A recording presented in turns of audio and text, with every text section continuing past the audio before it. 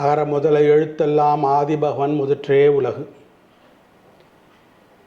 நடந்து கொண்டிருக்கிற விஸ்வாவசு வருஷத்தில் ஐப்பசி மாதத்தில், அதுக்கு இன்னொரு பேர் துலா மாதத்தில், இந்த மாதம் அதாவது ஆங்கில தேதி 18/10/2025 17/11/2025 வரைக்கும் உண்டான ஐப்பசி மாதத்தில் நேயர்களுக்கு ஓரொரு லக்னத்தவருக்கும் என்னென்ன பலன்கள் நடக்க காத்திருக்கிறது என்பதை ஒரு சுருக்கமாக சொல்ல கடமைப்பட்டிருக்கிறேன். ரெயின்போ 360 நேயர்களே, உங்கள் அத்தனை பேருக்கும் என்னுடைய வணக்கம். லைக் பண்ணுங்கள், கமெண்ட் பண்ணுங்கள், சப்ஸ்கிரைப் பண்ணுங்கள். உங்களுக்கும் இதில் நிச்சயமாக சில நல்ல பலன்கள் கிடைக்க வாய்ப்பு இருக்கிறது. இப்போது லக்ன வாரியாக சில ஒவ்வொரு லக்னத்துக்கும் உண்டான பலன்களை கூற ஆரம்பிக்கிறேன். அதுக்கு முன்னோட்டமாக துலா மாதம் காலபுருஷனுக்கு அது 7வது ராசியில் சூரியன் நிற்கிற பொழுது அதுக்கு துலா மாதம்னு சொல்கிறது, ஐப்பசி மாதம்னு சொல்கிறது. இதில் முக்கியமாக என்னென்ன பெருமைகள், இது மற்ற எல்லா மாதங்களை காட்டிலும் சிலது அயன மாத சூரியனுடைய அயன கதியினால் பெருமைப்படுகின்றன. மகர மாதம், கடக மாதம், அது மாதிரி இந்த துலா மாதமாகப்பட்டது சில வகைகளில் பெருமை மிக்கதாக இருக்கும். முதல்ல துலா மாதம்னு நினைவுக்கு வருவது என்ன அப்படி சொன்னால், காவேரி தீர்த்த ஸ்நானம் அப்படின்னு சொல்கிறது. மனிதன் தன்னுடைய அறியாமலோ அறிந்தோ செய்யக்கூடிய பாவங்களை போக்கிக் கொள்ளக்கூடிய ஒரு வாய்ப்பு இந்த தீர்த்த யாத்திரையினால் போக்கிக் கொள்ளுகிறான். அப்படி இருக்கிற போது இந்த தீர்த்த யாத்திரைக்கு முக்கியமாக இந்த மயிலாடுதுறை மட்டும் ஏன் விசேஷமாக சொல்லப்படுகிறது என்றால், மயிலாடுதுறையில் இருக்கக்கூடிய துலா கட்டம் அந்த இடத்துல ஸ்நானம் பண்ணோம்னா அதற்கு சில சங்கல்ப விதி முறைகள் எல்லாம் இருக்கிறது. அந்த அன்றைய திதி, வாரம், நட்சத்திரம், யோகம், கரணம், இந்த பஞ்ச அங்கங்கள் அடங்கிய தினத்தை சொல்லி தனக்கு என்னென்னவெல்லாம் வாழ்க்கையில் பாபங்கள் தீர வேண்டியது அப்படிங்கிறதெல்லாம் சொல்லி சங்கல்பம் பண்ணி அதை 3 முறை முக்கிய ஸ்நானம் பண்ணுவார்கள். உடுத்திய வஸ்திரத்தோடு ஸ்நானம் பண்ணணும். அதுக்கு பேர் சசேல ஸ்நானம்னு பேர். இந்த ஸ்நானத்தினால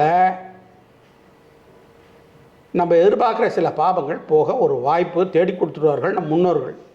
இதில் ஒரு முக்கியமான நிகழ்ச்சி என்ன என்றால், இந்த குறிப்பிட்ட இந்த துலா மாதம், இந்த ஐப்பசி மாதத்தில் மட்டும் அநேக கோடி தீர்த்தங்கள் எல்லாம் அங்கே கங்கை உள்பட இந்த மாபெரும் துலா கட்டத்தில் காவேரி கலையில் சங்கமிக்கிறார்கள்.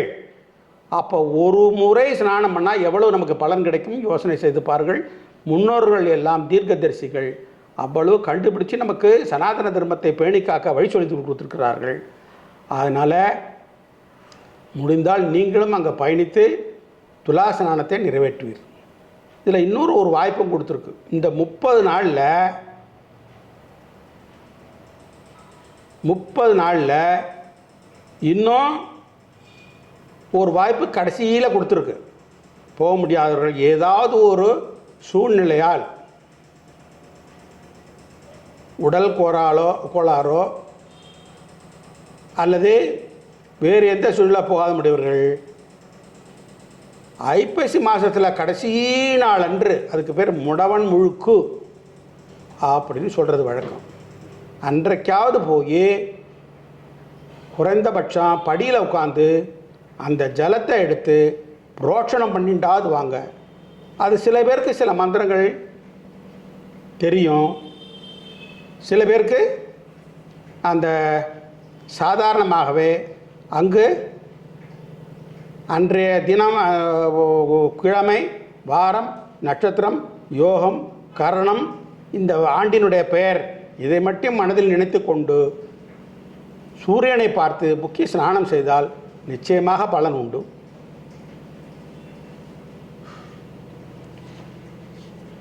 இது துலா ஸ்நான கட்டம் மிக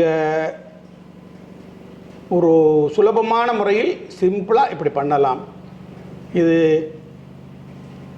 அதிகம் இதை பற்றி விழாவாரியாக தெரிஞ்சுன்னா துலா காவேரி புராணம் என்று நூல் இருக்கிறது, படித்து பார்த்து தெரிந்து கொள்ளலாம், அதை தெரிந்தவர்களிடம் கேட்டுக்கொள்ளலாம். இப்பொழுது நம்ம ஓரொரு லக்ன வாரியாக பலன் உரைப்பதற்கு வருவோம். மகர லக்ன அன்பர்களே, இந்த மகர ராசி பற்றி சிலது சொல்லணும். சனியோட வீடு என்பதால் அது ஒரு தொழில் ஸ்தானமாக அமைகிறது. தொழிலில் சுறுசுறுப்பு மேலோகம்.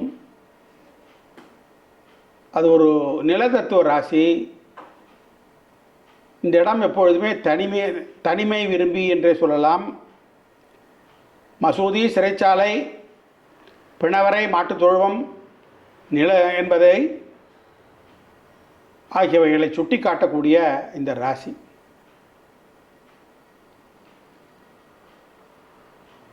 இந்த இடத்தில் படைத்தலைவன் என்று சொல்லப்படுகிற செவ்வாய் உச்சம் பெறுகிறார். ஆதலால் இவர்களுக்கு இயற்கையாகவே தொழில் மீது அலாதி பிரியம், ஏதாவது ஒரு விதத்தில் தொழில் செய்ய வேண்டும் என்ற எண்ணம் கொண்டவர்.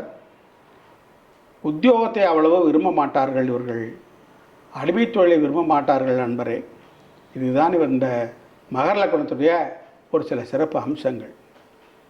இனி மகர லக்ன அன்பர்களே, இந்த மாதம், அதாவது துலா மாதம், தீபாவளி மாதம், ஐப்பசி மாதம்,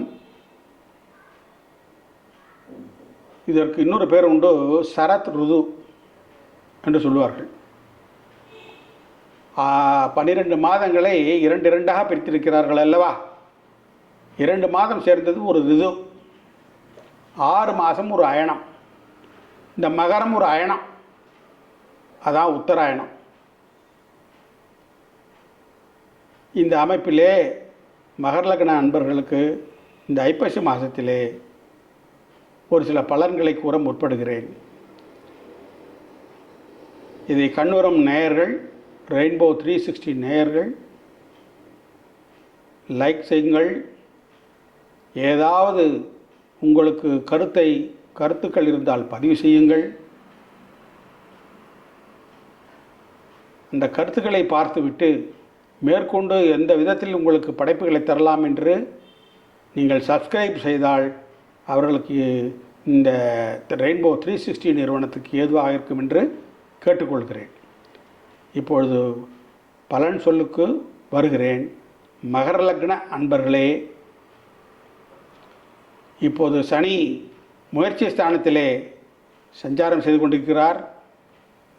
அதிச்சாரத்தில் இருக்கும் குருவோடு சம்பந்தம் பெறுகிறார்.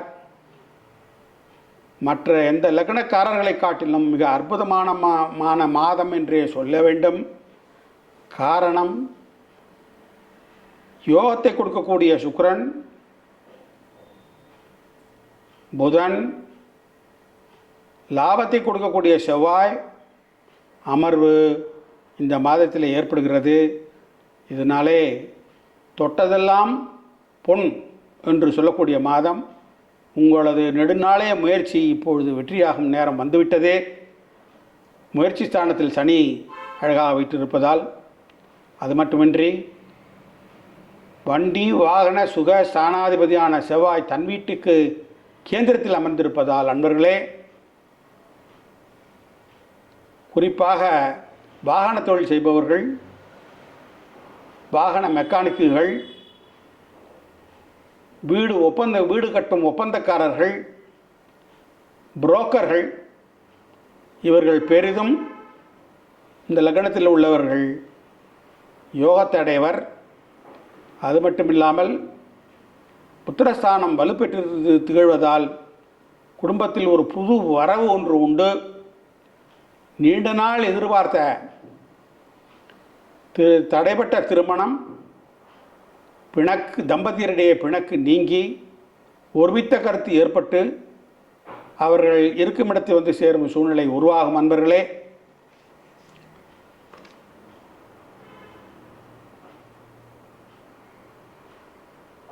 சூரியன் தசமகேந்திரத்தில் நீச்சம் பெற்றிருந்தாலும்